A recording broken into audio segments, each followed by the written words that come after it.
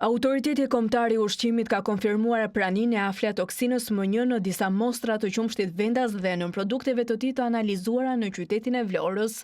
Gjatë monitorimeve të rregullta dhe pas marrjes së informacioneve, AKU ka kryer analiza mbi 26 mostra qumshti të mbledhura në Vlorë gjatë periudhës janar-prill 2025. Nga këto analiza, 10 mostra kanë rezultuar me nivele të aflatoksinës M1 mbi limitet e lejuara nga standardet e sigurisë ushqimore. Sipas të dhënave, rreth 40% e mostrave të analizuara kanë treguar prezencë të kësaj substance në nivele që kërkojnë veprim. AKU ka bërë të ditur se menjëherë pas konfirmimit të rezultateve, ka nisur verifikimet në pikat e shitjes, ku dyshohej se ishin shpërndar produktet e prekura. Analizat e kryera në Institutin e Sigurisë Ushqimore dhe Veterinare kanë konfirmuar natyrën e substancës si aflatoksin M1, e cila njihet si një substancë me potencial kancerogjen dhe gjenotoksik, veçanërisht për grupet e ndjeshme si fëmijët. AKU ka njoftuar se të gjitha produktet e identifikuara si të kontaminuara janë tërhequr nga tregu në mënyrë preventive. Autoritetet po punojnë për të siguruar që konsumatorët të mos kenë më akses në këto produkte.